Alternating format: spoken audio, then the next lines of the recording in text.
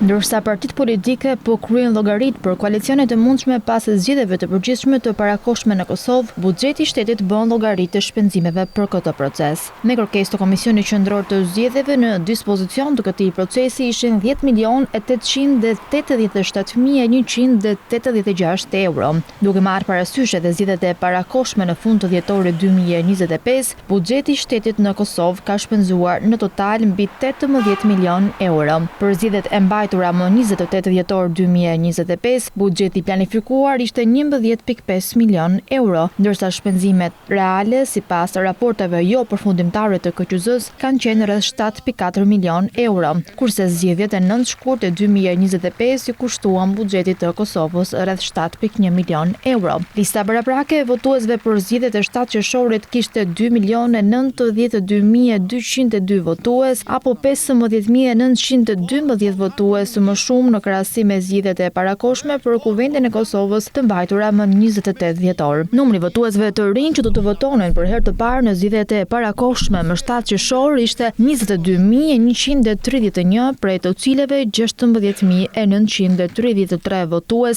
konsiderohen të rinj që pas zgjedhjeve për Kuvend të datës 28 i 12 i 2025 kanë arritur moshën 18 vjeç dhe do të votonin për herë të parë në zgjedhjet e parakohshme për Kuvendin e Kosovës. Prej tyre 8.755 51.70% ishin meshkuj, ndërsa 8.178, 48.30% femra, kurse 5.198 votues konsiderohen regjistrues për herë të parë në regjistrin qendror civil midis dy palë zgjedhjesh ose votues që kanë rikthyer shtetësinë e Kosovës.